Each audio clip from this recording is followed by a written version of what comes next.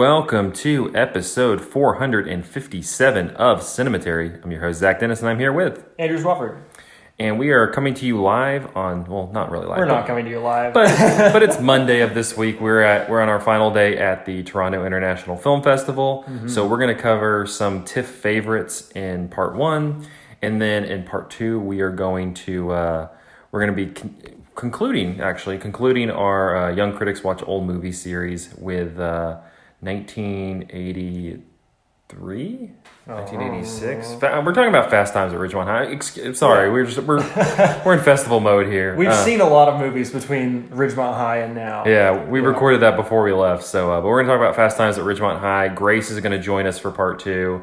But first, we're going to go over some TIFF favorites. We got three that both of us saw that we're going to kind of some of the favorites between us. Mm-hmm. And then we got a little bit of a lightning round of like stuff that we saw maybe separately that we also wanted to shout out. So I'm going to go ahead and just start us off with the one that I feel like, especially Cinematary listeners will have the most questions about, and that is the latest Hayao Miyazaki movie. Okay, I was hoping you'd want to start with Miyazaki. Yeah, let's just start there. His latest, The Boy and the Heron, or How Do You Live? Is it How Do We Live or How Do You Live? How Do You Live is the name of the novel that it's based on, and I think it's called that in Japan too. But here it's called Boy and the Heron because that's more marketable to children, I think. Well, and it's a funny thing too because I saw G-Kids. This premiered on last Thursday, and had like its North American premiere. And then, of course, like they put out like a trailer and all these stills, and like that was the opposite of what Japan did. In Japan they did no marketing whatsoever, other than Hayao Miyazaki will have a new movie on this day. And the poster is not even in the art style of the movie. It's like it almost looks like some of the parts of Princess Kaguya that are like the charcoal paintings. Yeah, and so people just literally, and it was like it's like the top movie in Japan for the year already because it was just like Miyazaki's making one. But anyway. So this is his first since The Wind Rises. This is, where he was supposed to retire. He's not retiring still. He seems to be already at work on another movie. And The Wind Rises was not his first go-around with retiring. Yeah. He said he was going to retire after Princess Mononoke in the 90s. Dude's a silly man. Yeah. But he's now a very old man, so he probably only has so many more movies in him. Yeah, and as we'll get into in this movie specifically, he clearly like wants to leave some stuff behind. Yeah. But The Boy and Heron, the log line I'm looking at here on Letterboxd, it doesn't really kind of express too much, but a boy discovers an abandoned tower in his new town and enters a fantastical world with a talking gray heron, which I guess is kind of the basic understanding of this movie. But Andrew, I'm going to start with you. You caught this at I saw it at a public screening. You saw it at a press screening. Mm-hmm. What were your impressions? I guess we're kind of going in. What were you hoping for with The Boy and the Heron, and what were your impressions? Well, like you, I went into it totally blind. I knew there was a trailer that was out the day before I got to see the movie, and I knew there was some plot information floating around the internet because it had played in Japan, but I intentionally did not look at any of that stuff. I had no idea what a 2023 Hayao Miyazaki movie would look like. And when I got out of the theater, I was asking you, like, how much do you want to know about it? And you brought up this viral tweet from a while back that, like, there's three kinds of Hayao Miyazaki movies. What are the three categories again? Category 1 is, it's magic. Yeah. Category 2 is, if you touch that fucking tree, I'll kill you. And category 3 is, I'm horny for planes. Yeah. So if you want to know, I guess if you don't want to know anything about this movie, you should probably skip this part of the podcast. But we're going to not give away too many plot details about it. We're just going to give our impressions of the movie. And if you'd like to know what category of Miyazaki movie you're in for here, this is a magic Miyazaki movie. Mm-hmm. The movies that I would compare it to most would be Howl's Moving Castle, Spirited Away, maybe. I don't know, what else? Ponyo? No, maybe Castle in the Sky. Castle in the Sky, yeah. I think it's not, because I love Spirited Away with all my heart, but I think that Howl's Moving Castle and Castle in the Sky are both a bit mid as far as Miyazaki goes, because they are like more interested in world building than they are in telling a really good story with really strong characters. And I think that that's kind of true about this movie too. Not to start with the negative stuff, but I do think that for all the like joy and wonder this movie filled me with while I was watching it, I have had this like lingering sense that like Miyazaki has told better stories than this before. But that said, the thing that is like really just thrilling and exhilarating to behold in The Boy and the Heron is just seeing Miyazaki's animation and seeing Miyazaki's like character design and his like monster design, his approach to creating magical elements in the world. Like even the very beginning of this movie is not even dealing with magic; it's dealing with firebombing of Japan, which we've seen happen in Ghibli movies in the past. Especially in Takahata's Grave of the Fireflies, and the way that Miyazaki illustrates that is like nothing you've seen before. It is very surreal and painterly. So many of the backgrounds actually look more like paintings than Ghibli backgrounds have in the past. I think a good kind of reference, if you're trying to visualize it, is that sequence from Kaguya where she's like running and like busting through, and it's very like the lines are broken. It's very impressionistic. Right. It's very similar to that style where there's no like concrete forms. It's all just kind of movement. And the movie's not quite as expressive and freeform as something like Kaguya at times, or maybe like Tom Moore's Wolfwalkers, where he's like leaving in the like the practice lines on top of the finished product. But there's just so much imagination on display in what Miyazaki is willing to put on screen. I think even for him, a lot of the action magical stuff that happens goes pretty far for a kid's movie. Like there's a one kind of realistic bit that I was really struck by is there's a scene of self-harm of a kid like hitting his own head with a rock. And then a moment a little bit later in the movie where like this kid is confronted by like a swarm of sentient animals that is just really discomforting. Like it kind of breaks the reality of the movie in a way that feels like genuinely disturbing. And I'm wondering how American kids are going to take to it, because it's so much more along the lines of what Laika was doing with like some of their like weirder, grosser stuff than exists in children's entertainment in America right now. And as I mentioned in my Twitter review, the American like children's entertainment landscape is definitely like it kind of threatens to be subsumed by AI very shortly, and it already kind of feels like it's driven by AI.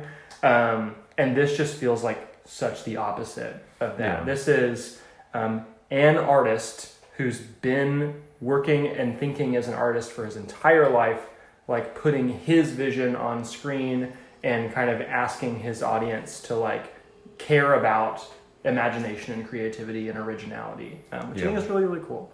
Yeah, I think that like just the impressions of it is like I came away a lot with like the world building, the visuals. Joe Hisaishi has another like killer score. Like it's a little bit more plaintive and like melancholy than he usually is. Yeah, but and I think it's gonna scratch. You mentioned like Howl's Moving Castle, Spirited Away. It's going to scratch those itches. There's definitely more places they go to outside of just like the tower and the house next to the tower, and it feels very. I think just on the level of like kind of the nostalgia, I think that'll play really well. I'm very excited to get a second viewing of it and kind of process, be much more cognizant in processing of the story on that second one. Right. Yeah, because it changes so often. Like knowing where it's going, I think will affect your viewing a lot. So I think that'll give me a more clearer picture of where this ranks for me. But I mean, it was one. It's probably it was easily one of the best experiences of the festival. Just kind of diving back into that world, especially one that was so familiar with just the way that he crafts this movie. It just feels. I was telling Andrew. Ponyo and The Wind Rises are doing a lot of things great that I enjoy, and I like those movies, but this one feels very like whenever you think back to like Miyazaki, even like Totoro and things like that, like this feels much more in line with that. I think that'll play well. But that's coming out, I think they said December 8th, so it'll come out later this year. But I'm sure we'll definitely circle back around on it when it comes out. Yeah. I'm excited. I'm really, really excited to watch it again. on a whole different vibe. Yeah. Our next movie that this was one of the first that we got that we both saw of the festival. It's the latest from Jonathan Glazer for any fans of Under the Skin. And another director who's been out of the spotlight for a very long time. He hasn't made a movie. Exactly.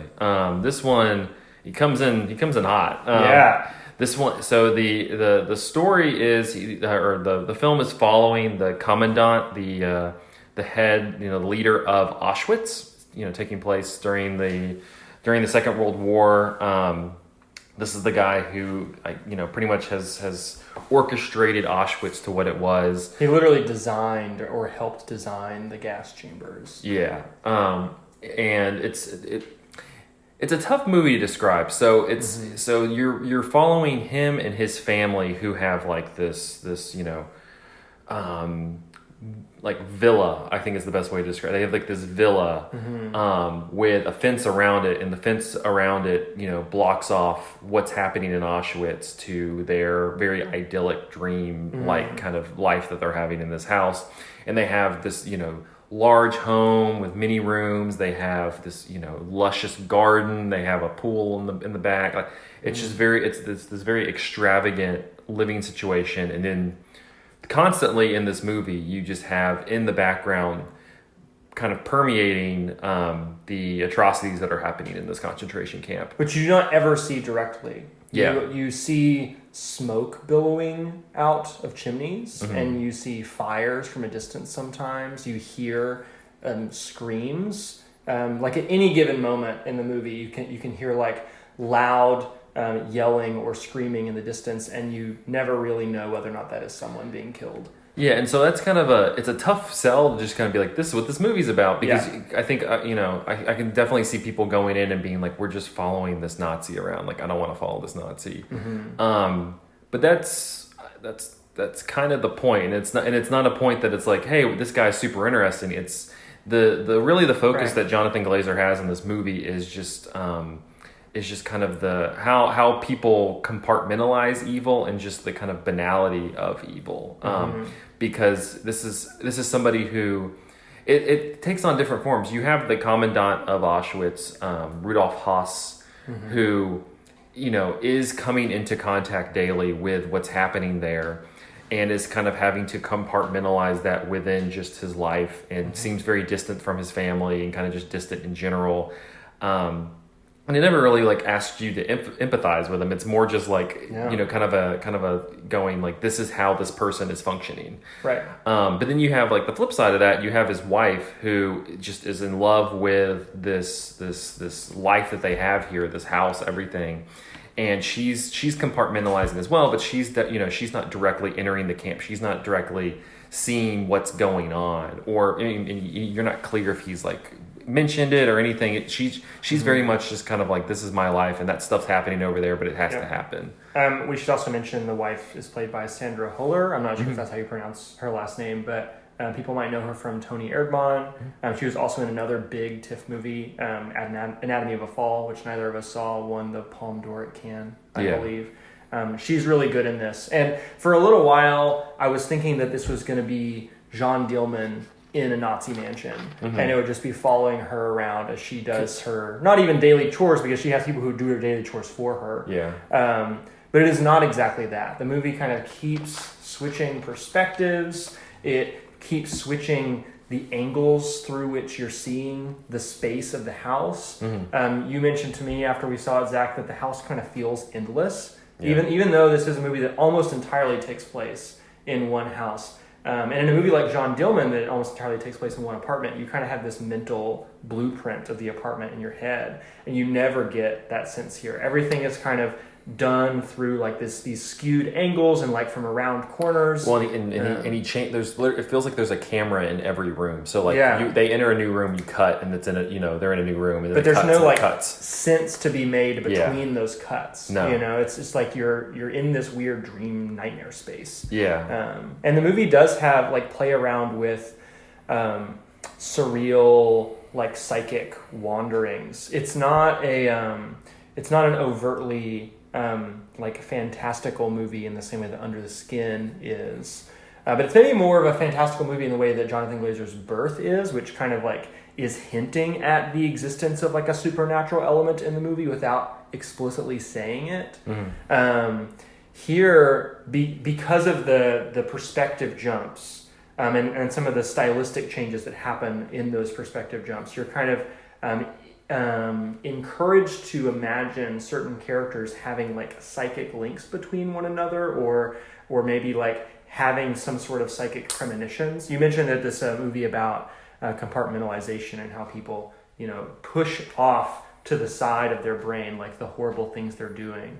But it's also a movie about how that is, like how the limits of that, I guess, like how much can one compartmentalize before it starts like bleeding out of them in a lot of ways. Yeah. So the movie definitely does not ask you to empathize with the Nazis, but it does ask you to understand how their brains work, and how they're like, and Michael actually mentioned this in our episode about Solo last week. Like it kind of emphasizes the way in which they are causing spiritual harm to themselves as well, like cutting out their own humanity. Yeah, it's constantly, we were talking about it afterwards, and it lulls you to a degree because you're kind of like, oh, like, they're making dinner, oh, they're doing this, oh, the kids are, and the goal of the movie is not necessarily, that's not the focus. It's more like, are you paying attention to, like, are you getting kind of lulled into the fantasy that like this wife and this family is, right? Or are you still like able to, recognize what's going, you'll see flashes of Holocaust, like concentration camp members who are like coming in and like grabbing boots and cleaning the boots like on the side. They never like enter the home, but you see them like on the outside. You see like, and then there are Polish slaves in the house as well. There, you have that. You have, you have like you said, you have smoke and fire. You see like at night, you see fire in the background. You hear dogs, and you hear yelling, you hear screaming, you hear gunshots. You hear, you just constantly. There's stuff always kind of happening in the periphery, and I think, and that, to me, that was incredibly fascinating because I think that's kind of one of those things that I think we whenever we think back, in history, whether it's Nazi Germany, whether it's pre-Civil War, like slavery in America, things like that, we kind of, I think, like to kind of imagine ourselves as going like, well, if I was around then, like I would be one of the good ones. I would have been like, I wouldn't have in your life. And this movie is kind of going like,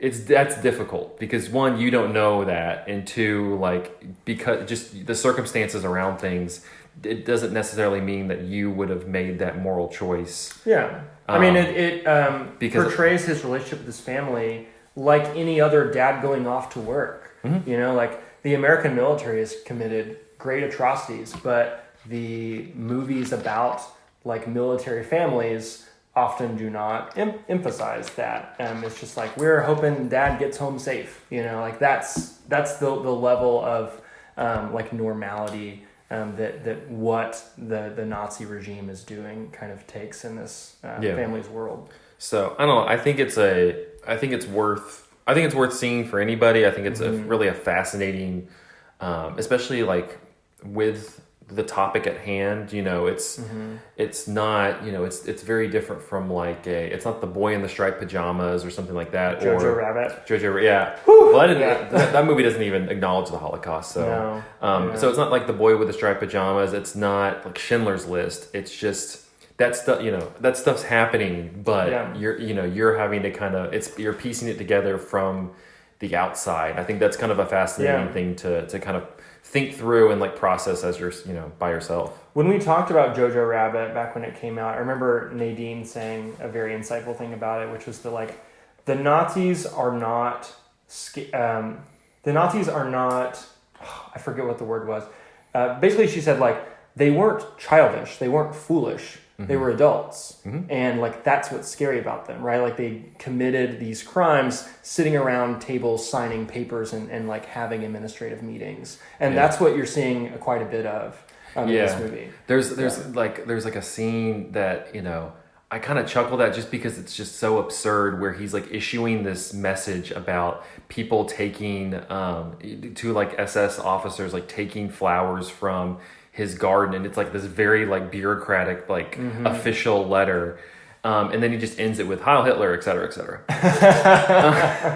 And it's like, yeah, like you can, like he's like, I don't, like he doesn't care about that. He's, but there's still just like this evil. I mean, you have the wife character, and there's just this incredibly haunting sequence where they bring all these clothes to her, and she's trying on like these coats and jackets and like handing them out to the Polish slaves like that are there in the house and and it's just like this really cruel evil, and she definitely will snap. She snaps multiple times and kind of like lays down her power to these people in the house. It's just it again, like I don't know how best else to describe it, but it's just kind of, I find it to be really fascinating. Yeah, I mean, the characters in this movie are evil, and this is like such a like unblinking look at evil, and the form that it takes that usually isn't particularly cinematic. Right. Well, it's not holding your hand through it. You either have to be clued into what's going on, or you're going to be lost, because it's not going like this is how to feel. It's going like it's honestly like a real interesting, fascinating exercise in like how you're going to like make sense of this. And I don't think that it's asking you to like make up your own mind about the Holocaust. No. It's kind of forcing you into a particular perspective on it, because the movie's perspective and camera work is so singular. Like one thing that I came across again and again when I was doing a bunch of reading about slow cinema, when I did my video essay about Unbreakable, is that slow cinema often has cameras that are placed very far away from the characters that they're depicting, and cameras that don't move, don't follow the characters. And that creates an emotional distance between us and the characters as audience members. And I think that this movie is doing that. Like it's not doing the Roger Ebert machines for empathy thing. It is actually like kind of forcing you to pull back a little bit and keep yourself from empathizing with these people to understand like the broader scope of what is happening behind them, which I think is really, really neat. It is. I don't know specifically when that's coming out, but I'm sure, sometime in the fall it'll be out. And I don't know, I encourage folks to seek it out. Yeah. Before we move on from it, I think a word should be said about the score by Mika Levy, who really blasted onto the film scene with her score for Under the Skin. I'm sure she did other things before that, but that was when I became aware of her. And she has worked so sparingly since then. And every one of her scores has been like unique and interesting and like doing a new thing with film music that hasn't really been done before. And I think that the same is true for The Zone of Interest. It is a pretty sparse score. It only shows up at a handful of spots in the movie, but the moments where it does hit are incredibly powerful and like really transportive. They kind of take you to another place emotionally, psychically. So yeah, Mika Levy, can't get enough Mika Levy music. The last one we were going to talk about that we both saw is a new film from a new voice. Cord Jefferson, who wrote and directed this. He is most well known in the TV world. He's written on The Good Place. He's written on Succession. He's written on Master of None. Watchmen, a number of other things. Didn't you also say that he had a career in journalism before going? He was into a journalist. television? Yeah, he was a journalist before he was in television. So, but this is his first feature film. It's called American Fiction. And this one I was pretty excited about when I saw just the log line for it. The kind of skinny of it is the main character is named Thelonious Monk Ellison. He's played by Jeffrey Wright. And he's been writing for a long time, but it's kind of stalled out. He has these very he's very he writes literary fiction. Yeah, which doesn't sell. he's pretty much, he's just like, people are stupid. They should just be able to get it. I'm not going to write to the people, kind of thing. Yeah. And so, just as like, in one of those like late night, little bit drunk larks, he, and after, engaging with, pretty much a like kind of, it's playing off of The Hate U Give as like this very popular quote unquote black novel, because he's been told that his work isn't black enough. There's another author who is currently blowing up, and he sees her work as like very pedestrian, very reductive of the black experience, just pandering and stereotypes, essentially. And so he kind of responds to that by going, I'm going to write this novel that is just filled to the brim with every stereotype you could ever come up with. Right. And he like gives it to his publisher and is just like, or his agent, and is just like, hey, sell this, and like, let's see what happens. And he gets this. He doesn't even want to sell it. He wants it to be a middle finger. Like, he wants to send it to them and have them be offended by it. Exactly. And they're not offended. They like give them a giant, upfront amount of money, and then it just kind of starts dovetailing from there. Yeah. And so this, I'm gonna hand it over to you, because it's kind of, that's not really just what's going on in this movie. Yeah, I mean, that is, I think, a really compelling premise for the movie. It is a premise that is somewhat borrowed from Spike Lee's Bamboozled, which that movie is about a television producer, writer who like essentially sells like minstrel shows back to the American public, thinking that they would reject it, but it turns out no, they love it. But I think this movie is doing something a little bit different than Bamboozled. Not better, not worse, just different, in that it is playing with a different form. The genres that it is satirizing are these kind of middle brow, easily digestible stories that are like overtly about social justice that are primarily being consumed by a white liberal audience, both like in the literary world and in the television world, because there is a lot of television and film that is kind of trying to do that same thing. And some of the actors who have been in some of those TV shows and movies are in this movie.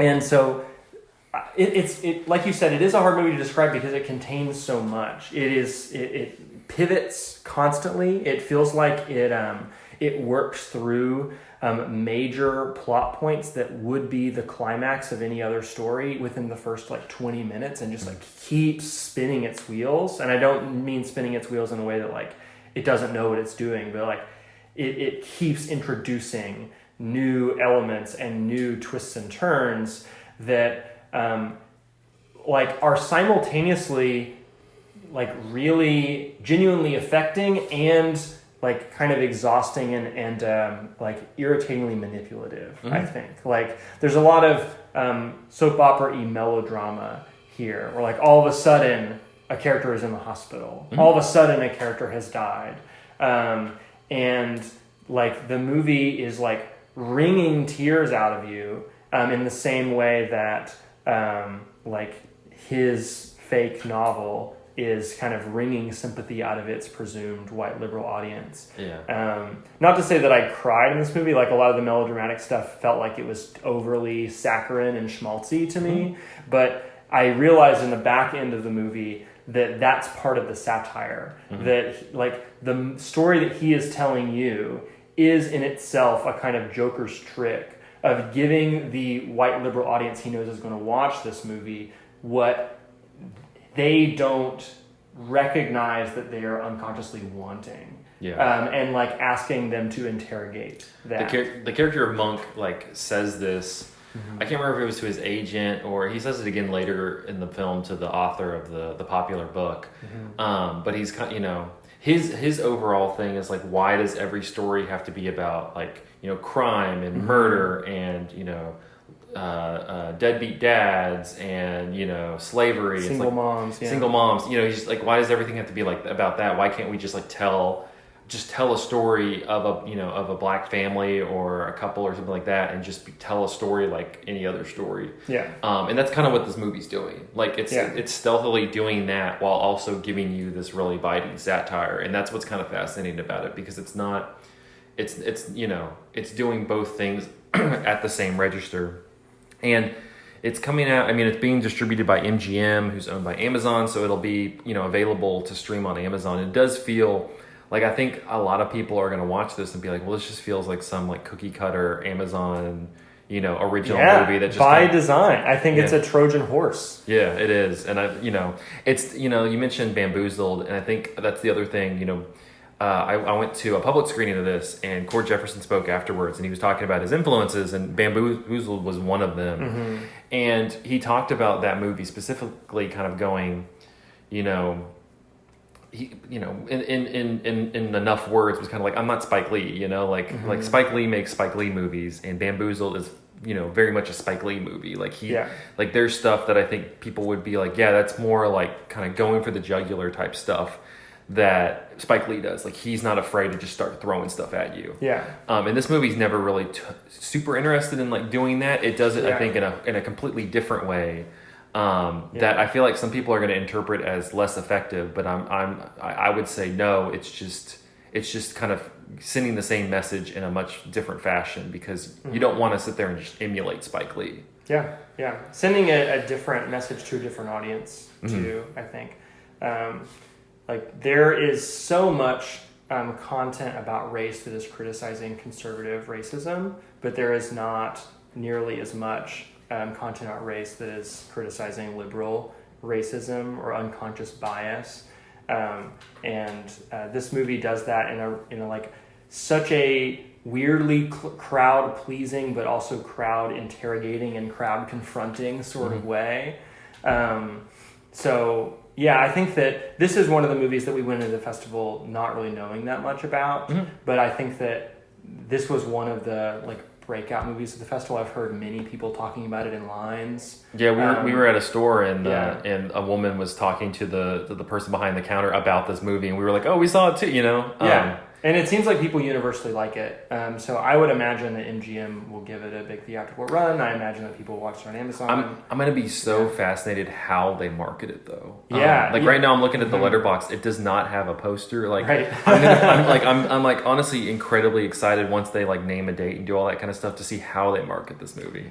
Because there's so many ways that you could do it. How much do you want to reveal about what this movie is doing? Like plot-wise and genre-wise, and like what do you want to reveal about the satire? I have no idea how they're going to do that. We got about like 10 or so minutes. Do you want to go through just and name a couple movies that you caught that you also want to highlight? Sure, yeah. So lightning round, I saw The Royal Hotel, the new movie by Kitty Green, who made the incredible film The Assistant several years ago. This movie was very disappointing in comparison to The Assistant specifically, because that film was so powerful formally. It was saying everything that it wanted to say, which was about like the Me Too movement and sexual assault in the workplace and like these institutional spaces of Hollywood. But it's communicating all that through camera work essentially. And this movie, The Royal Hotel, much more straightforward, much more ordinary.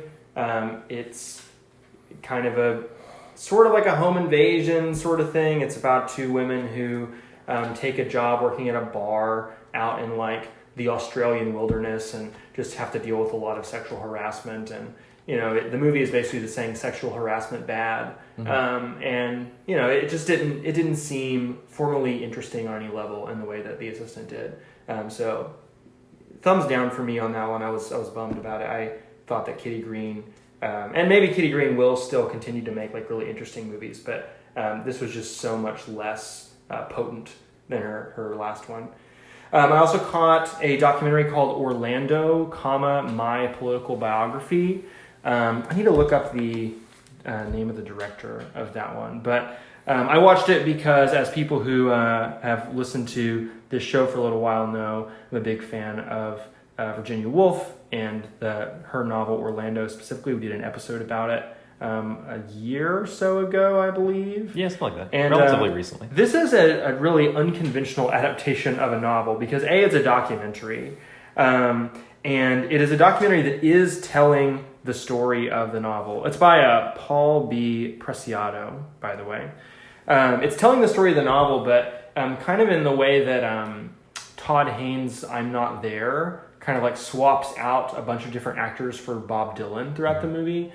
This swaps out different actors who are some flavor of like transgender or gender nonconforming. for the central character Orlando and Orlando's many lovers and other key figures in his, hers, their life.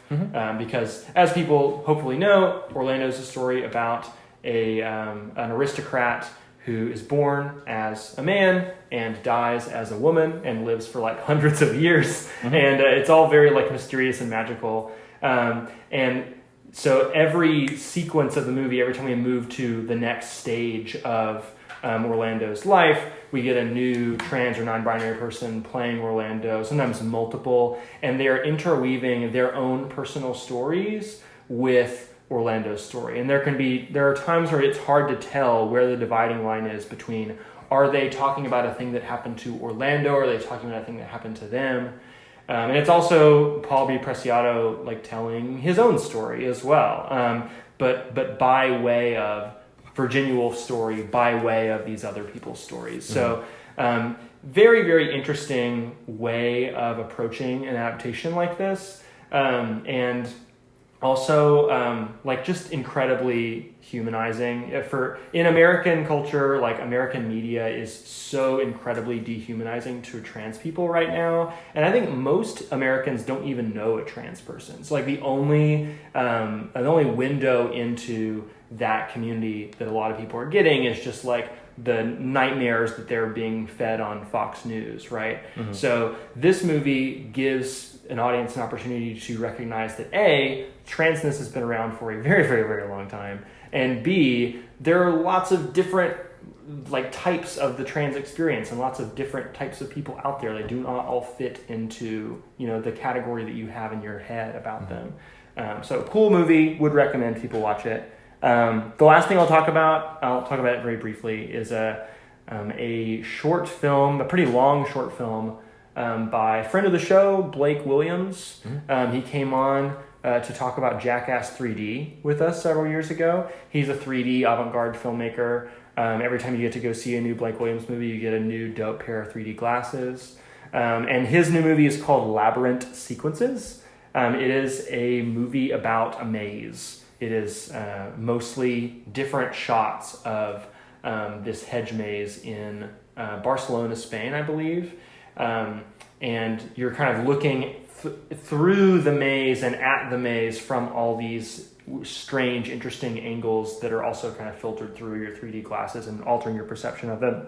And it ends with an interesting sequence, I think, of him filming another movie. He's like playing another movie on a laptop screen, and the movie is in black and white, but he's watching the movie like kind of at an angle, askance. So you're kind of getting this like laptop glare and pixelation that's altering the way the movie looks, and your 3D vision is altering the way that you're perceiving that. So it's like a black and white movie that has this multi-chromatic just layer over it. And that movie is also about people navigating a hedge maze. So it felt to me like it was... I'm going to write about this. I'm going to write a longer piece for Cemetery about it, so I'll get more into details. But it felt to me like it was kind of exploring the idea of cinema as a maze, and like the way in which we look at our lives through cinema, through all these different angles and through all these different dimensions. But really, really cool movie. I hope that people get a chance to see it at some point. I know that 3D cinema is difficult to distribute because of like the hardware required. And avant-garde cinema has terrible distribution in general. So this may be one that never sees the light of day for most people. But Blake Williams is doing really interesting stuff, and I think that he deserves a bigger spotlight on him. Yeah, I stood in line behind him yesterday. Yeah. He was 3D. He was 3D there too. Because he exists in all three dimensions. He's a human. Yeah. I'll go real quickly. A couple that stood out to me. Evil Does Not Exist. It's the latest film from Ryosuke Hamaguchi, who was pretty prolific a couple of years ago with Drive My Car, which was a big, strangely a pretty big hit. It was an awards movie. Yeah. Yeah. And then Wheel of Fortune and Fantasy, which if you've not seen that one, that's a great one to also check out. But this is his first one since those. The skinny of the story is you follow Takumi and his daughter. They live in this very rural, isolated village that's relatively close to Tokyo, but very much like tethered in the wilderness.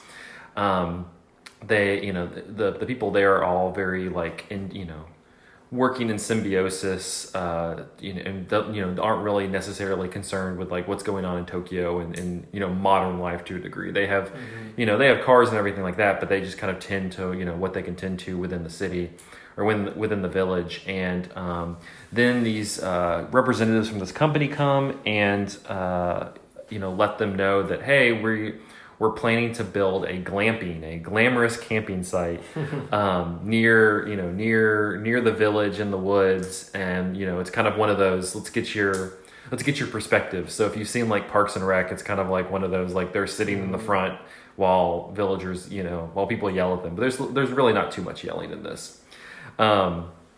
And they're like laying out the plans, and the villagers are all relatively calm, but kind of going like, this doesn't make sense. And one of their big sticking points is they want to have this septic tank at this part of the camping site.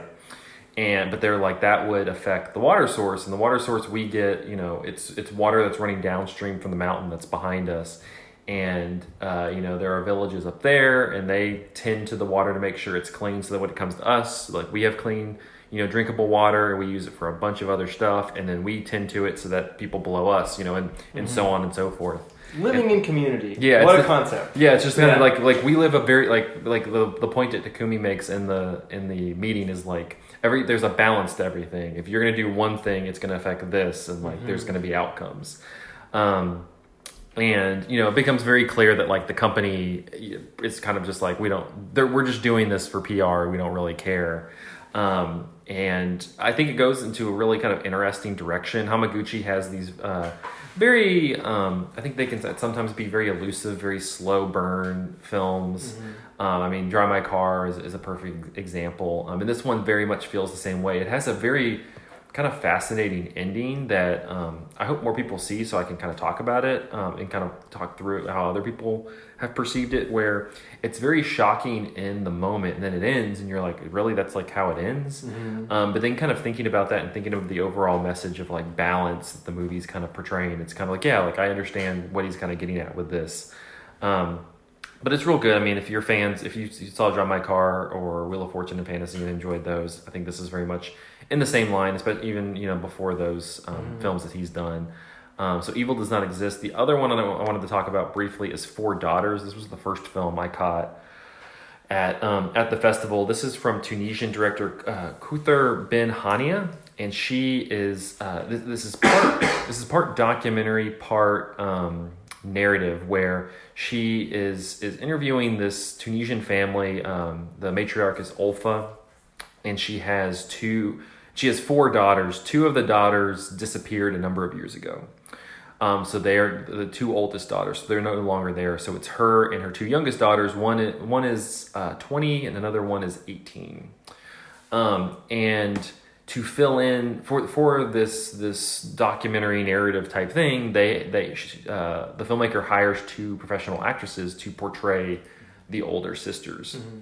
Really cool, like documentary idea. Yeah, and so a lot of it is them like talking about their experiences with them, talking about their lives, talking about what they thought of them, and then other parts of it is them like acting out situations. And sometimes it can be a lot more formal. It seems a lot more dressed up, like a narrative film taking place, and sometimes it's just the daughters and the two actresses just kind of like playing or like be like honestly being sisters, like fixing their hair.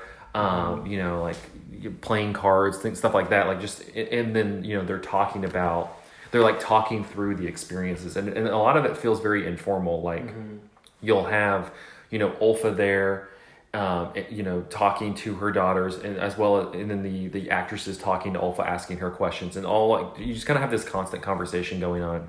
But then there's also moments in this where clearly Olfa is unable to like fall, like just because of how dramatic, how raw the emotions are associated with the moments, where she just has to step out and they have an actress who is playing her.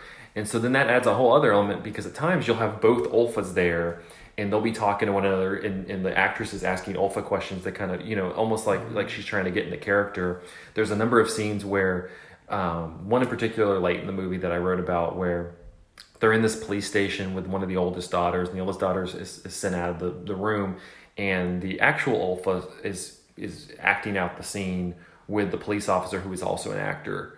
And then it has a cut where it cuts over to the police officer, and then cuts back, and it's the actress Olfa. And Olfa, the real Olfa is still in the room, but she's in the back. Mm-hmm. And you constantly kind of have this like switching between like acted moments and people kind of playing out their lives mm-hmm. in a very cinematic way that I find really fascinating. And as the story progresses, it becomes much more clear what's gone on and what led the sisters to their disappearance, that I think is kind of fascinating. But just on that kind of experimental level, I think it's one, I don't know if this will get much distribution or where people could find this after, but I found it to just be a really fascinating way to kind of explore something, something of grief, something of motherhood, something of just womanhood. Like it's kind of dealing with all this stuff in a way that I found to be really fascinating. So 4 daughters. Mm-hmm. Real quickly before we wrap up, there's 2 that we also saw,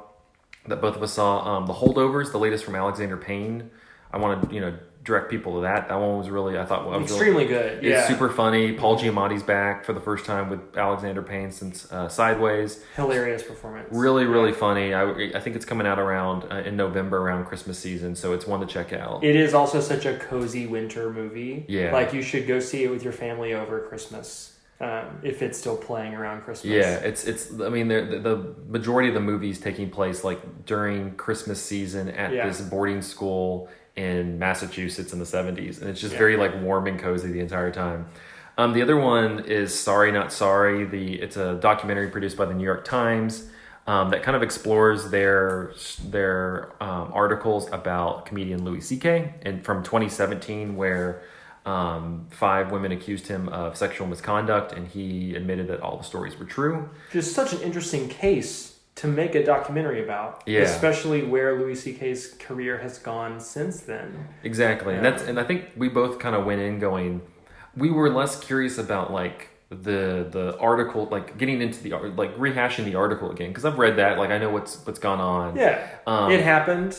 Like, we don't need to like get into the nitty-gritty details of it. No, but like the interesting thing to me was like, what does this say about like what cancel culture is? Because you can say, oh well, he was canceled, but he wasn't really, because he's making more money now than he ever was. Yeah, he came back 9 months later and is now selling out Madison Square Garden. You know, and so like I was kind of hoping it would get into that. It really doesn't. It honestly at times feels like an ad for the New York Times in this. It 100% piece, is an ad for the New York Times. In this piece of reporting, because it just kind of, and I'm like, and to me again, like if you wanted to know that story, like go read the articles. They're very well written. They're very like well reported. Like go read those, and then. But this movie never really like adds anything to the conversation. I think the goal was to kind of let a number of the victims like share their story in their voice. But I feel like you could do that in a way that also is dealing with like the fallout of everything, because they clearly have different experiences in life post that whole moment than while he's selling out Madison Square Garden, a number of them are out of comedy and doing other stuff. It also touches on Dave Chappelle, who's a close friend of Louis C.K.'s, and Dave Chappelle and Louis C.K. are both examples of this weird right-wing like pull in comedy recently, or maybe not right-wing pull, but like this reactionary thing that has happened in the comedy world, where like almost all comedy is just about people complaining that they can't say a joke anymore, and like that's obviously not true because they're still saying the jokes, right? But this movie doesn't really get into any of that. It offers a couple of moments where talking heads raise questions that the movie doesn't really want to answer. But ultimately this felt like a really big letdown to me. I was hoping for something way more interesting than this. We should also maybe talk about the movie we just got out of, because people are surely curious about that. We're long. Next goal wins. It's whatever. Taika Waititi, he's washed up, y'all. Like, he can't make a great movie again. I guess so. Yeah. All right. Well, we're gonna take a short break. Yeah, it's long. We're gonna take a short break, and then we will return in part 2 with Grace to talk about Fast Times at Ridgemont High after this.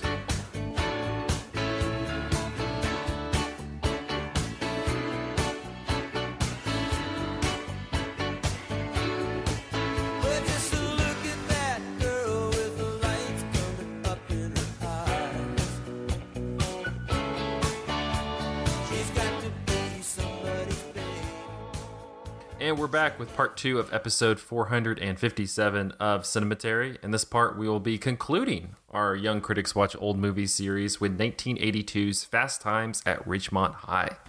Directed by Amy Heckerling from a script by Cameron Crowe, the film stars Sean Penn, Jennifer Jason Leigh, Judge Reinhold, Phoebe Cates, and Brian Backer. Stacey Hamilton is a pretty but inexperienced teen interested in dating. Given advice by her uninhibited friend Linda Barrett, Stacey gets trapped in a love triangle with a nice guy Mark Ratner and his more assured buddy Mike Damone. Meanwhile, Stacey's classmate Jeff Spicoli, who lives for surfing and being stoned, faces off against Mr. Hand, a strict teacher who has no time for the slacker's antics. The film is adapted from a book Cameron Crowe wrote after having spent a year at Claremont High School in San Diego, California. He went undercover to do research for his 1981 book, Fast Times at Ridgemont High, a true story, about his observations of the high school and the students that he befriended there, including then-student Andy Rathbone, on whom the character Mark Ratner was modeled. Universal executives recommended David Lynch as the director for the film, and Cameron Crowe met with Lynch. Though Lynch liked the idea, he passed on directing. What could have been? Producer Art Linson showed Crowe's script to Amy Heckerling, who at that point had directed only student films. Heckerling then met with Crowe, and the two began brainstorming different ideas for the film. Heckerling thought the book, quote, had just such an amazing wealth of material that could be incorporated more into the script. She liked how much the book's action is centered around a mall and suggested featuring the mall setting even more prominently in the film.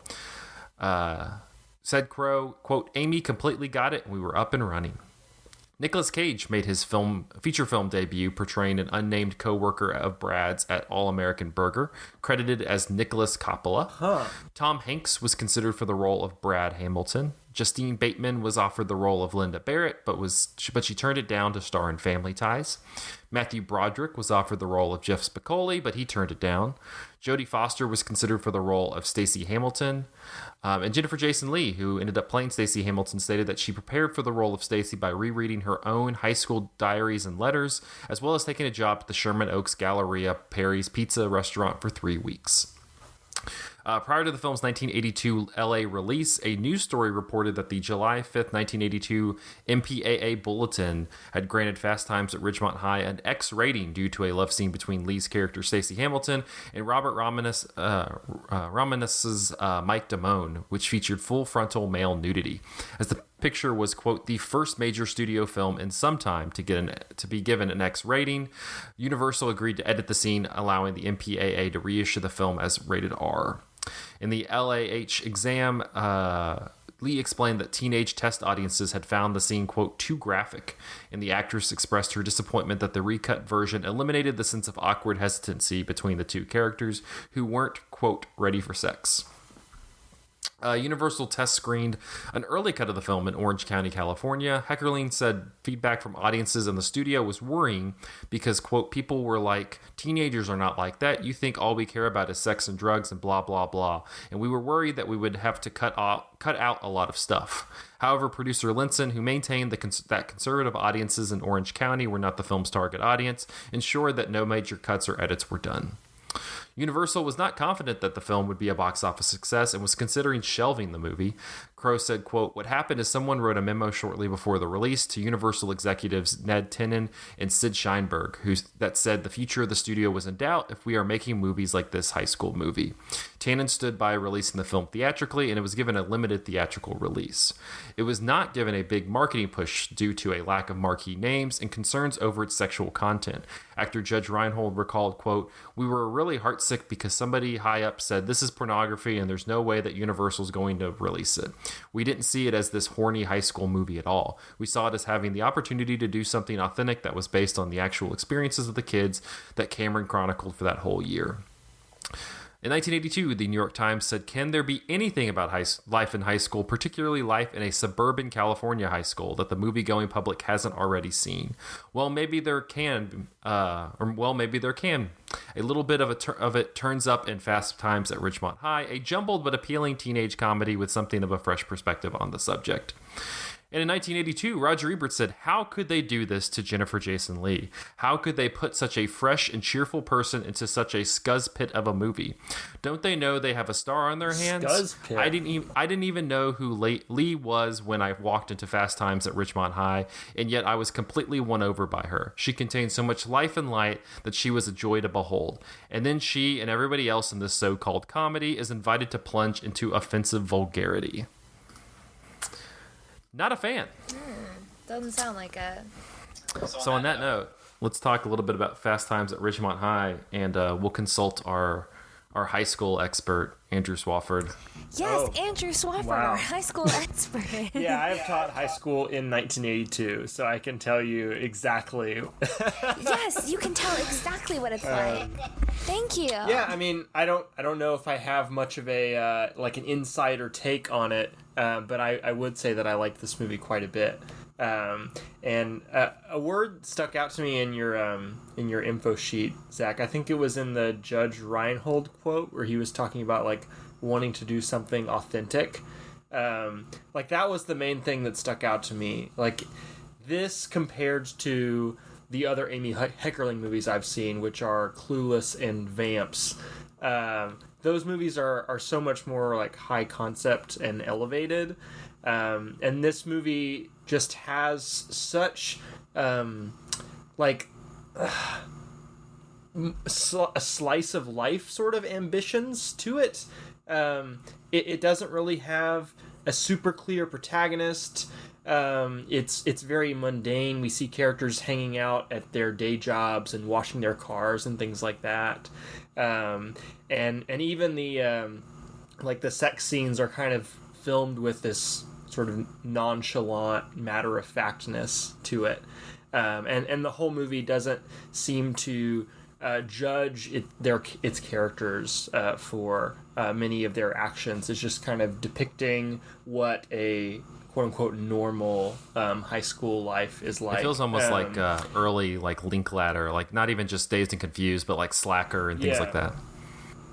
I do think that Dazed and Confused is the movie that comes most to mind for me when comparing to this. And I might like this a little bit more than Dazed and Confused, to be honest. I think that movie maybe has a better vibe and better needle drops to it. But this movie has really good characters, and it feels like it is more focused and purposeful than Dazed and Confused is. But I don't know. I could maybe go back and forth on those two. But yeah, my basic take is that I like this a lot. It was a lot of fun, as I hoped it would be. Grace? Before I started watching this movie, I called up my dad and I said, "Hey, can you give me a Turner Classic Movies sort of preview for this?" And he gave me your info sheet verbatim. I guess you maybe talked to, I don't know. I'm just kidding. We both have access to Wikipedia. Right. He just pulled up Wikipedia as soon as you called it. Maybe he did. I like to think it was from the top of his head because I was like, okay, well, I'm going to watch this and then we'll talk about it. And he kept saying, "There's nothing for us to talk about when it comes to this movie." Wow. And I was like, what could you possibly mean?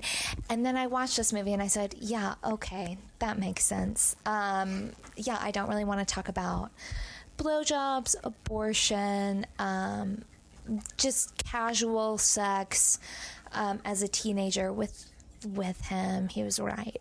But I was very surprised and like genuinely and pleasantly surprised to find that this was at the heart of this movie. I mean, these are teenagers as young as 15 dealing with things as real as sex, getting pregnant, and abortions at their age in 1982. Like, it was kind of almost comforting that like these things that our teenagers now are facing, things that we faced maybe as teenagers, teenagers have always been feeling this way. We have always felt smarter than all the adults around us. We've always felt more mature. We've always felt like we really understand the world. We can take it on ourselves, and we don't need anyone. I especially enjoyed the tender moment. I mean, I say it's tender. There wasn't a whole lot of hand holding in that scene, but the moment where Brad has waited for Stacy to come out of the hospital following her abortion as a 15-year-old, this is real. This is what's happening. This isn't a dramatization. This is the facts. There is definitely something authentic about that. If we're talking about authenticity, that's authentic. That's real. Him waiting for her and him saying, okay, you don't have to tell me. That can just be your secret. That was incredible. I mean, I don't know that I know a 15-year-old and an 18-year-old are, as emotionally mature as such, but I'm sure that they're out there, and I'm sure that these are conversations that they're having. So, it's nice to see that represented in film. It felt very real. It cut right to the heart of the conversation. Hey, teenagers having sex. Teenagers are having sex unprotected. They don't really understand the full implications of that. And with that being said, I thought it was so interesting, the emphasis put on sex is something that everybody's doing. You're supposed to have it. But then also, it's just as important when you don't have it, specifically Stacy and Mark's relationship. They haven't had it. That's just as important as the fact that she and Damone had it. If sex is this thing to be trivialized, everybody's doing it. Stacy's basically an old maid by the time she's 15 for not having it, when her friend Linda, her experienced and beautiful friend Linda, who has already had it at 13, she's engaged. She's got a fiance. He goes to another school. Doesn't she write a breakup letter to him at one point in the movie? She does, and she's very, very mature in the breakup letter, but they decide to go with the one where she calls him an asshole, which is so cute. She writes this very emotionally intelligent letter where she breaks up with her fiance, whoever this man may be. I don't know. In my mind, I'm listening to the letter and I'm like, oh, Stacy, maybe, or not Stacy, Linda, maybe you're kind of a stalker here with this older man, or, you've kind of fixated on this older man. Maybe there's a reason why he's not coming to your high school graduation. You're in high school. This isn't real. Maybe whatever you've made up in your mind with him, or maybe whatever, he's promised you isn't real and he's realized that.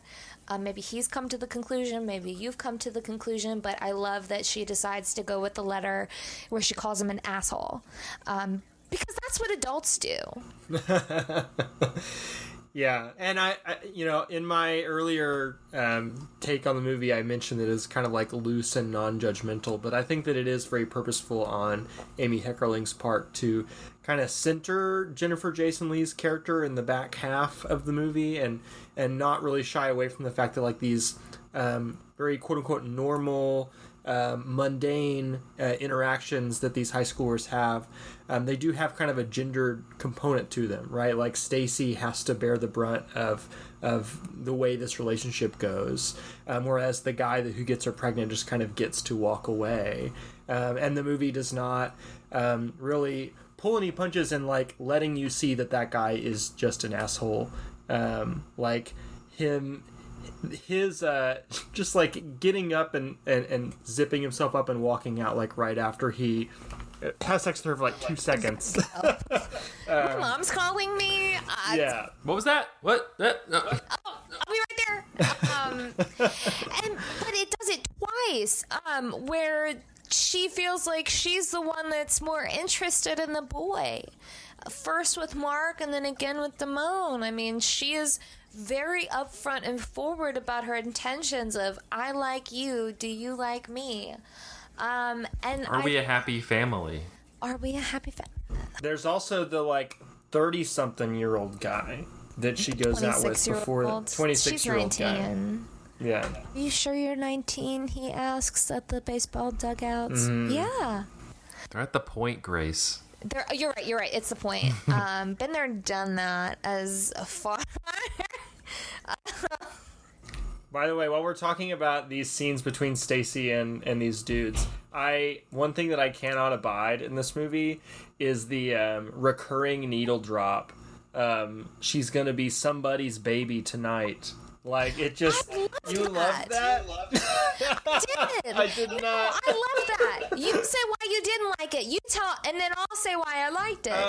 I just think that a needle drop loses its power when you bring it back and specifically just, like, play the hook of the song. And, like, it felt so jarring and abrupt when it would cut in this moment that otherwise felt like it had a great amount of gravity to it. Like, I was now laughing at the movie in a moment that should have been kind of emotionally serious, I thought. Interesting. Well, I found it funny. She's somebody's baby. She's literally somebody's baby. Before she runs out with that 26-year-old, she's being tucked in by her mom. True. Yeah. So then it's like, she's somebody's baby. She's her mother's baby. She is her mother's sweet, beautiful, darling daughter that she is tucking in, keeping the nightlight on, so the bed bugs don't bite or, what have you.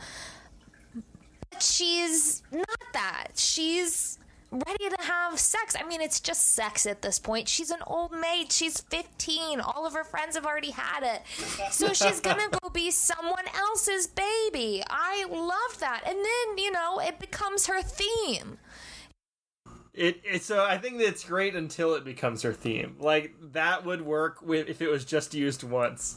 I mean, like, right behind her when she's on the corner waiting, it says wasted youth, and it's like, that's for the dum-dums watching that, like, don't get what's happening, and you're like, okay, there it is. She's wasted youth. She's someone's baby. Like, we're spelling it out for you. But I like it when they keep using it. It's like, yes, that's, Stacy's song has got it going on. I like to hear that.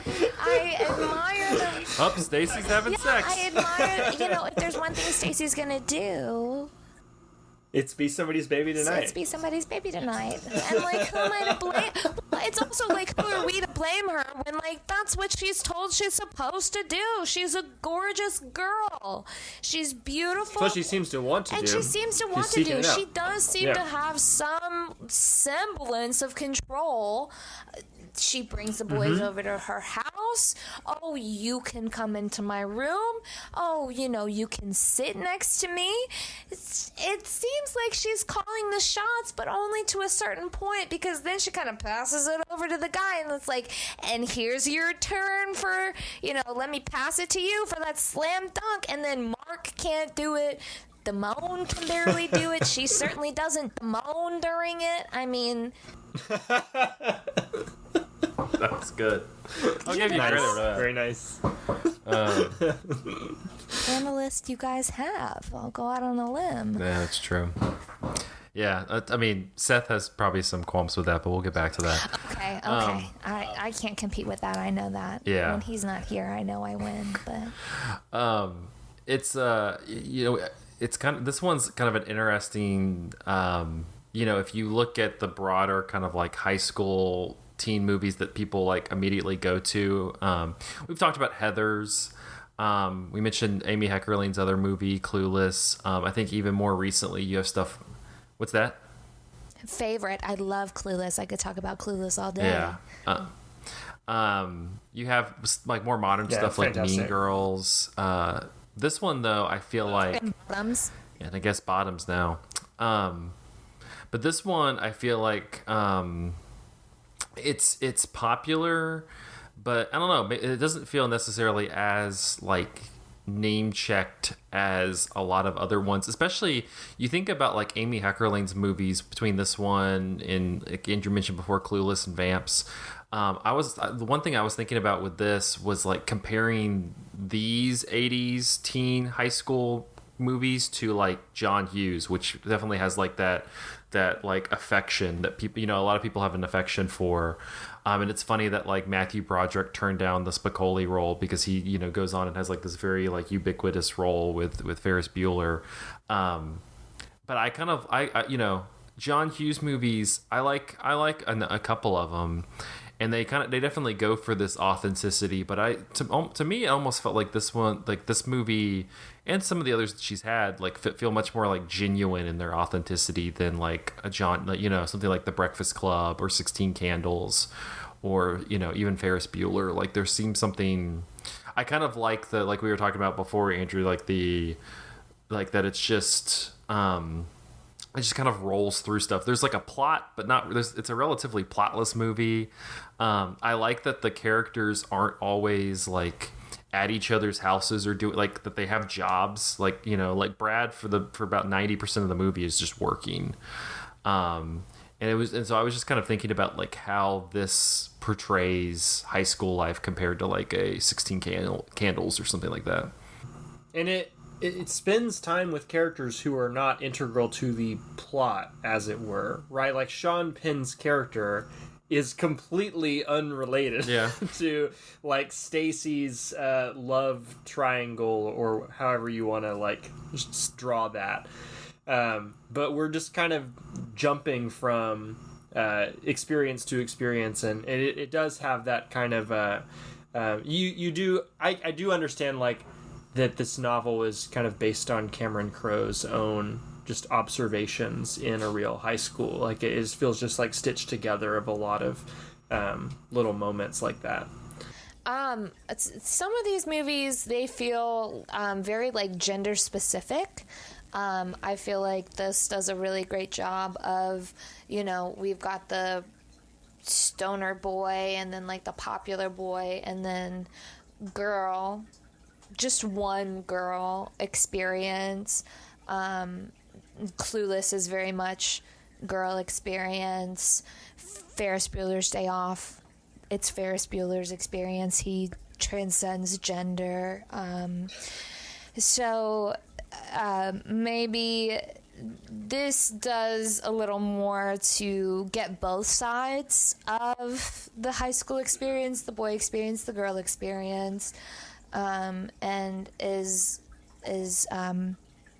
much more authentic with that, I think. Zach, do you know anything about the novel that Cameron Crowe wrote? Like, I would imagine that does not have Stacy as the main character, but I don't know. No, I don't know. I've never read it, and there wasn't too much information about it, like in the info about the movie. It just said that he wrote this book. I was like, oh my gosh, the Almost Famous guy. Like, how cool.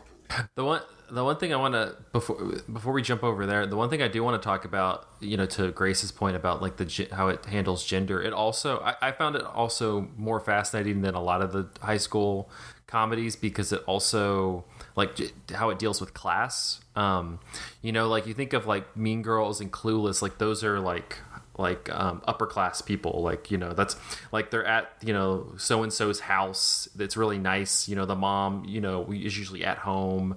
You kind of like have that, like I like, again, like this one, almost half the movie they're like at their jobs. It's not just like Brad, like Stacy's at her job, Linda has, like Stacy and Linda have jobs, Mike has a job, like everybody's working. Did you see that high school though, that like big glass like front of that high school? This is definitely an affluent community. It is, but like it's not.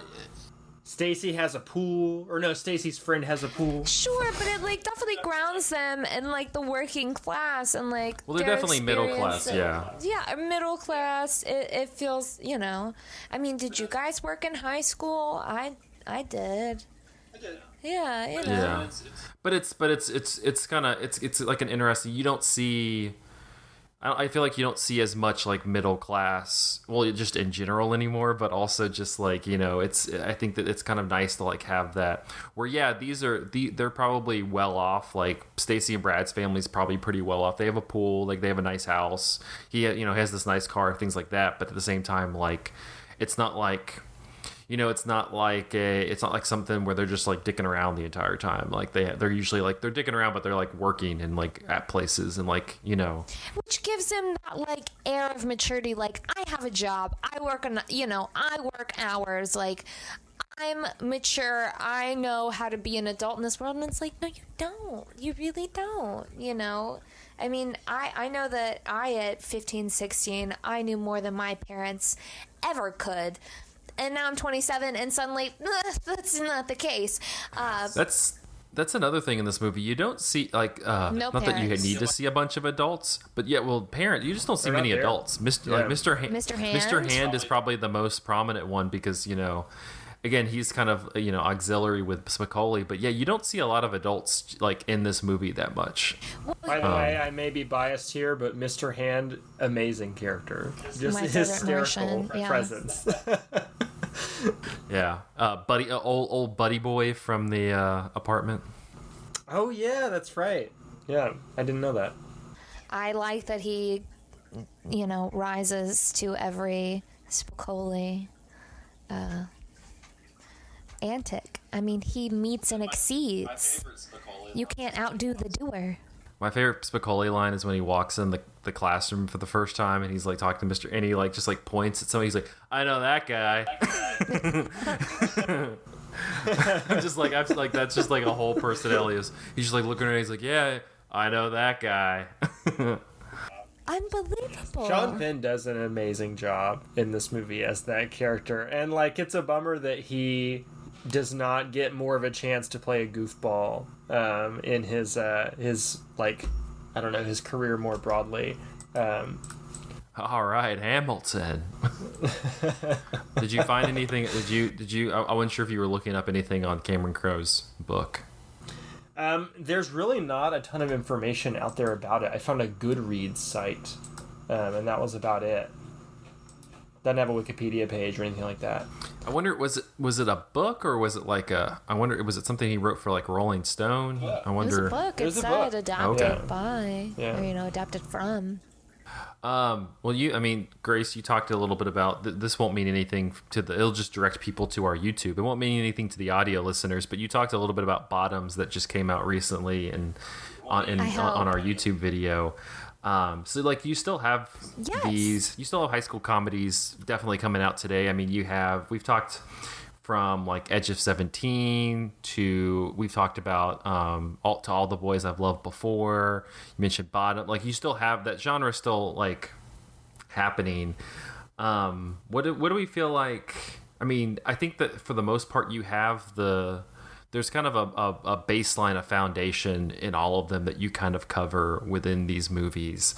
But like kind of watching this, what did anything stand out like watching this movie, which is, a well-known high school comedy from the 80s, that, we see or don't see in like our high school comedies that are coming out now? I think that there is one thing that I noticed was definitely locker culture. There's scenes where you get to know the characters by what the insides of their lockers say, and then there's also a scene where Damone's locker says something derogatory about him. So as uniform as the lockers are, we can deface them so that we're able to single people out, and then also the inside of them lets us know who the student really is.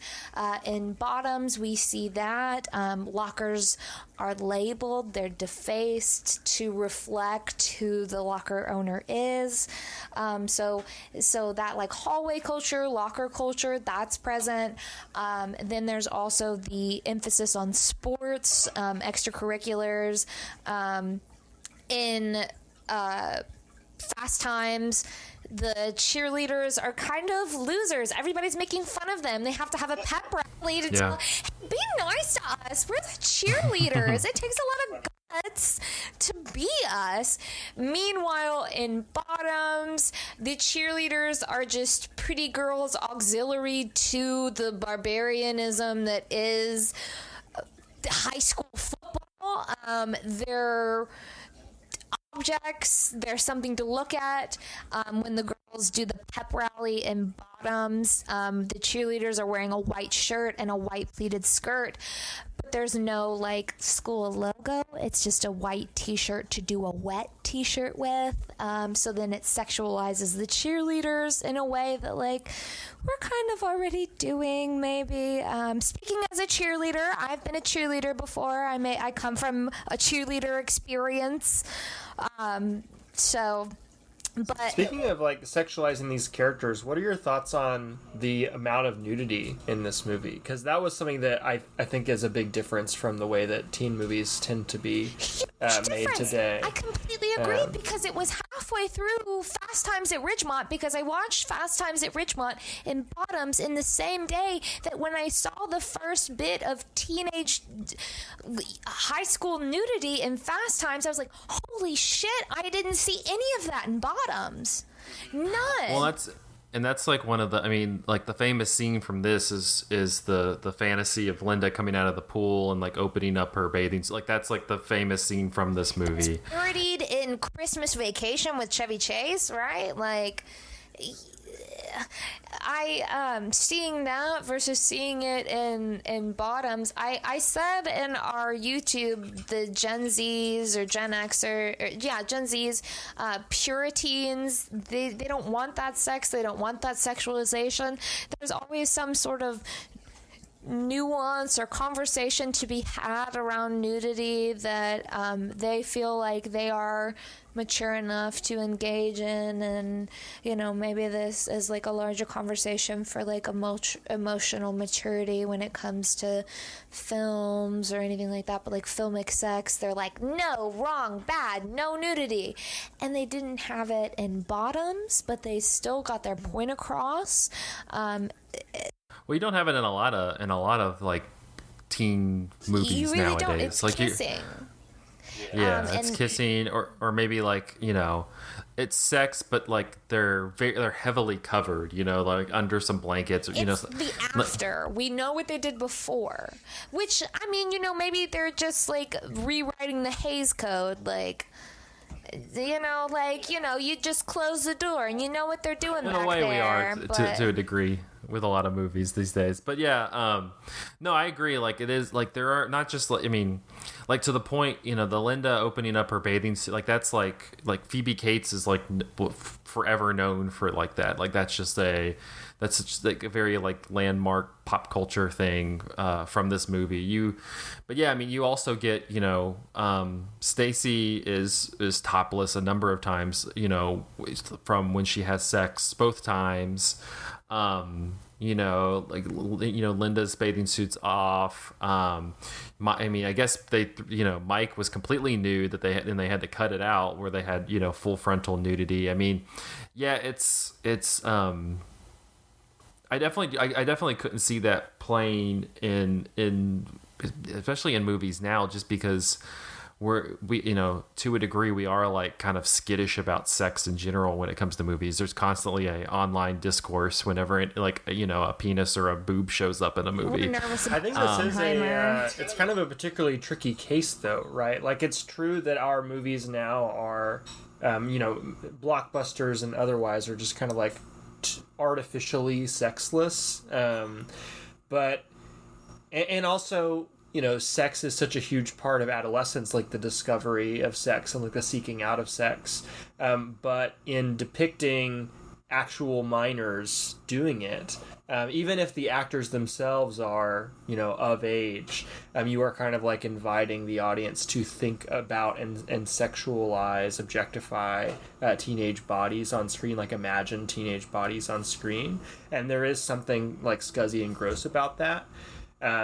And I think that like this movie is trying to depict teenage life as authentically as possible, and so like part of the way they're doing that is like just being honest about the fact that sex involves nudity, and so here's the nudity as these characters are experiencing sex.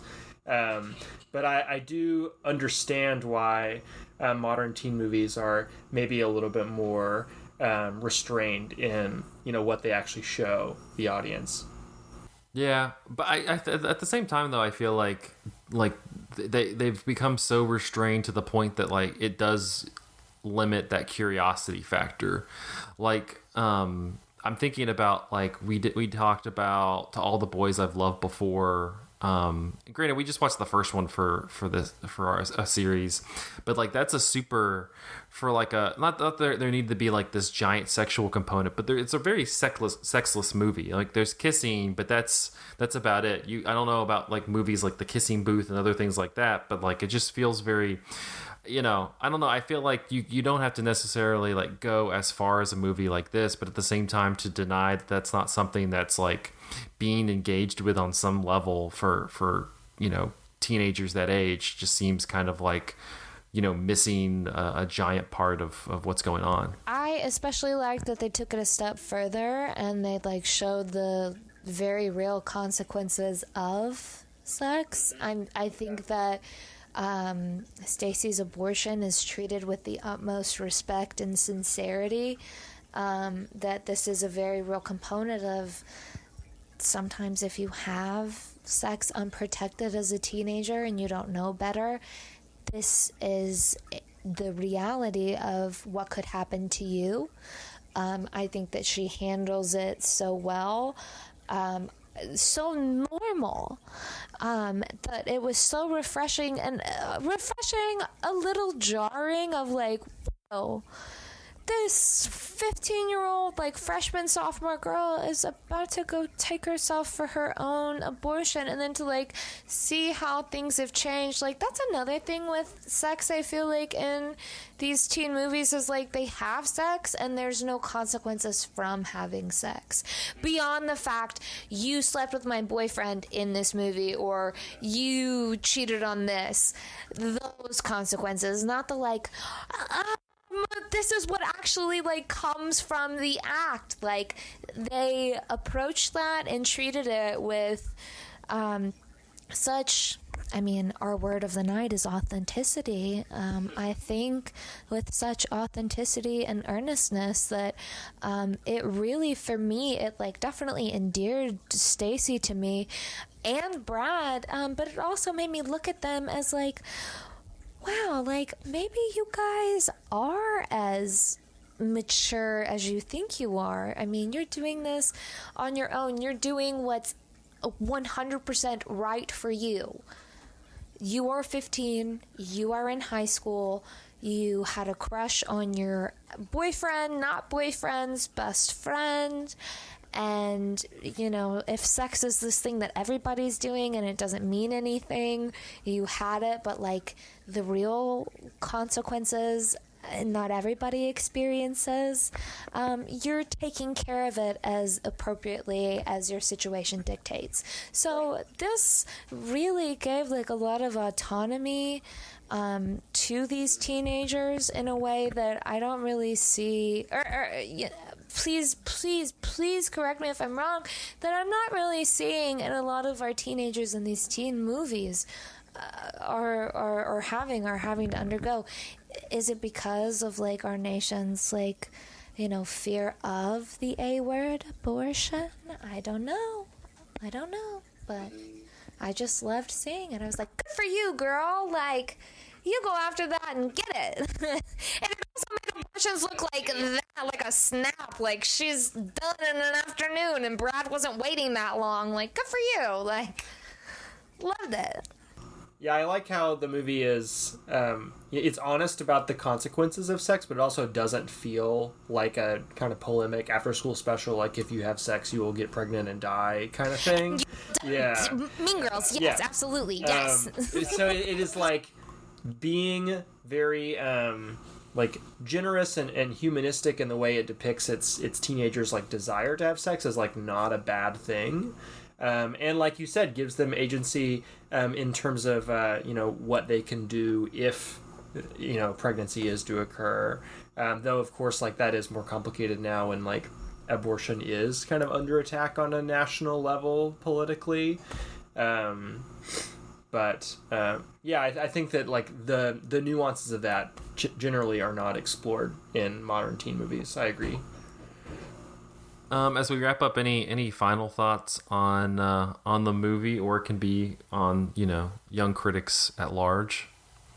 One thing that we have neglected to really dwell on is just how funny this movie is. It is a very funny movie, and I just wanted to point out a couple of small understated moments that made me laugh a lot. One is in the scene where Mike Damone is giving some pickup artistry tips to his hopeless romantic friend. He is sipping chocolate milk, which I found hilarious. An adult beverage. Also, the scene where Judge Reinholdt's character is rehearsing a breakup speech in his work bathroom with the words "big hairy pussy" graffitied across the mirror. Hilarious.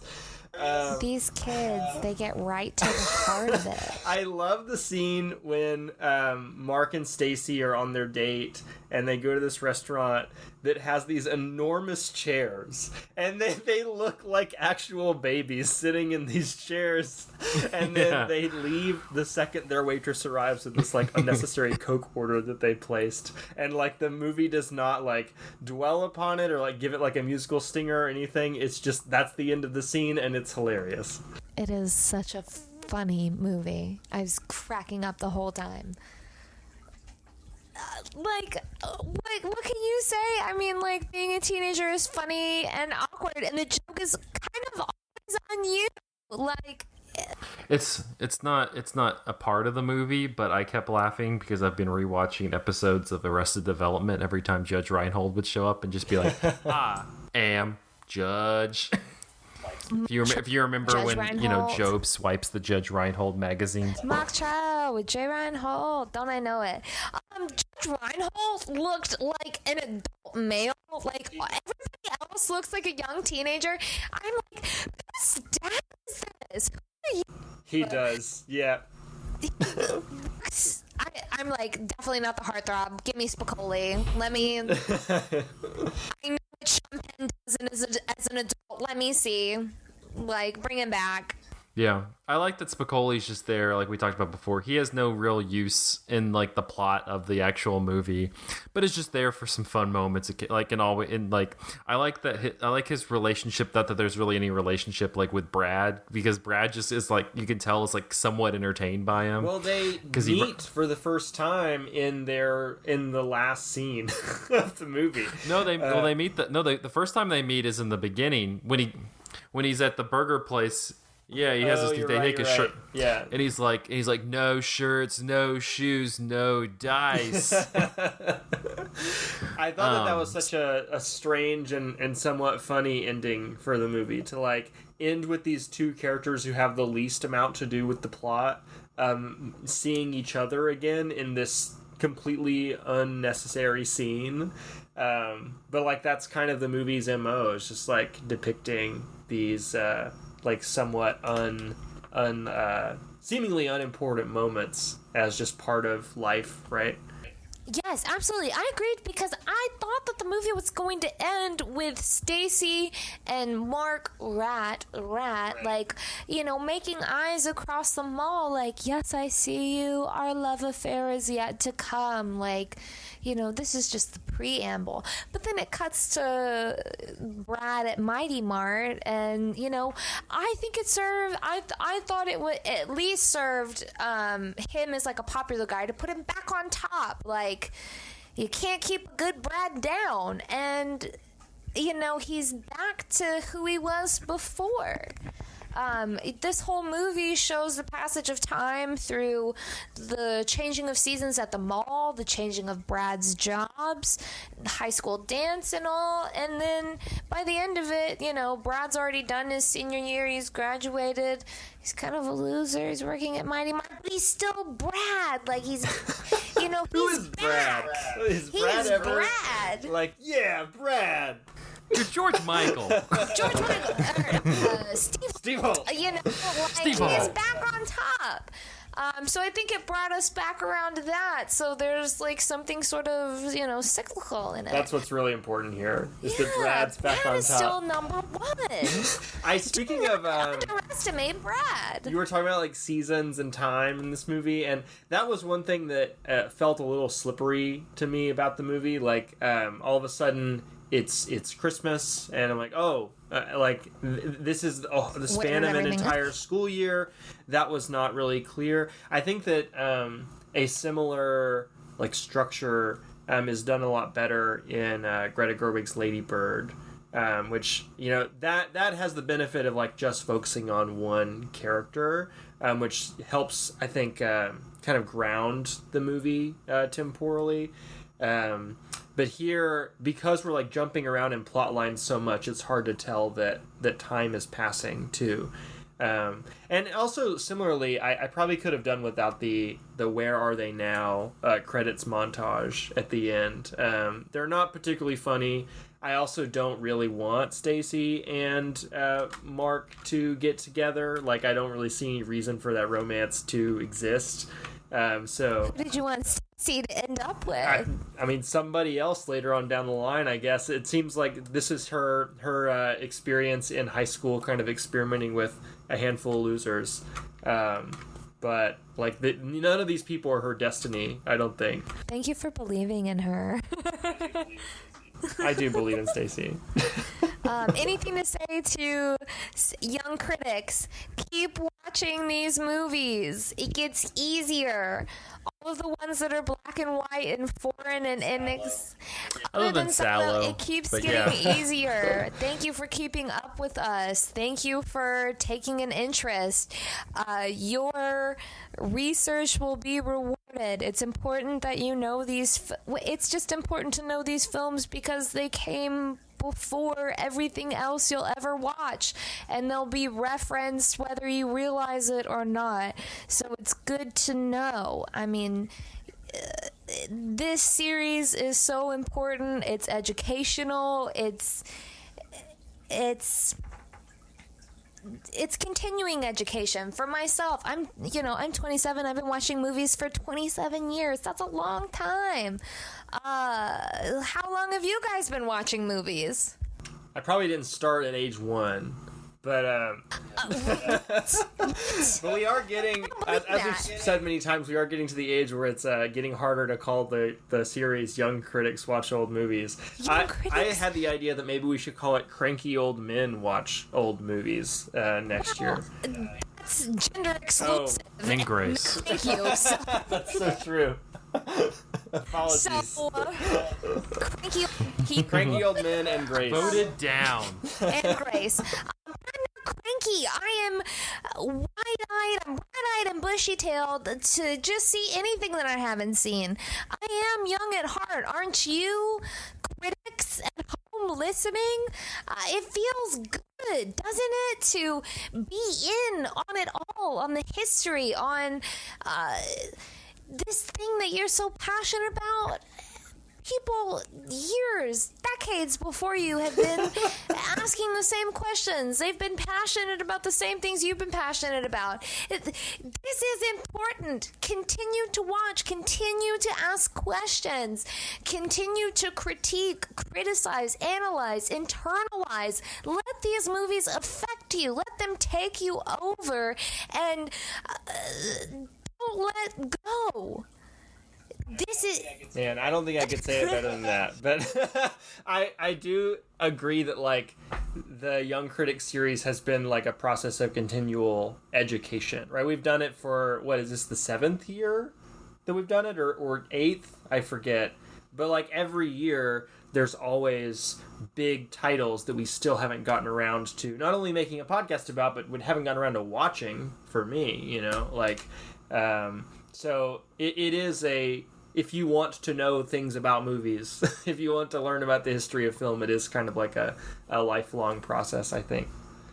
We're all young at heart. Just let these movies wash over you and affect you as they do. I mean, the thing with art isn't so much how you interact with it, it's how it interacts with you. So watch Fast Times at Ridgemont High, watch Bottoms, watch Sallow, watch Miss 45, watch anything and let it move you. And then you are a critic when you voice, you know, how it, you know, in what direction it moved you. So series like these are worth their weight in gold. So thank you for letting me be a part of this. I'm so lucky. This is my second Young Critics Watch series that I've been a part of. This is y'all's, what'd you say, like eighth? You know, I hope you guys aren't bitter and jaded for it. I hope you are refreshed and revitalized. Yeah. No, we're bitter and jaded for other reasons. Both. Gosh, that's the, you know, bitter old biddies brigade here, but we're moved and art speaks for itself, but, you know, allow us to lend a voice to it. So all right, we got to wrap up the episode, though. Thank you. I'm grateful to be here. That'll wrap up this episode of Cinematary. You can find us on Facebook at facebook.com/Cinematary, on Twitter and Instagram, where we've been posting about our Toronto International Film Festival coverage, and on Letterboxd at letterboxd.com/Cinematary, where you can find all the movies that we talked about in this episode. If you'd like to support the show, patreon.com/Cinematary will take, you know, from $1 to $5, whatever you'd like to do to support the show. We appreciate it. Thank you to our patrons, Cam, Candace Sisson, Ron Hayes, Teresa Marthati, and Tyler Chandler. So much. Thank you so much for supporting us. Our next series is going to be on films of David Cronenberg. So we'll have a full list of that. Yeah, we'll have a... What? I can't believe... What's your favorite Cronenberg, Grace? Raw. Is that a Cronenberg movie? No, I'm not. That's the only Cronenberg I've seen. I don't think that that is a Cronenberg movie. Yeah, it's not a Cronenberg it's movie. His first. Isn't Shivers his first? I can't tell if you're trolling me right now. I'm being honest. I am as genuine. Are you talking about the one with the cannibals? Where it's sexually transmitted. It follows sexually transmitted via Yeah, you are thinking of Shivers, I think. I'm thinking of Shivers, but it's Oh, okay. Raw. All right. Well, we'll have that for October horror. So you looking for the list of September/October horror. October Spooky horror. You know, season. the world's scary, so we'll just cover it in a couple months. Until then, thank you all for listening. We'll see you next episode.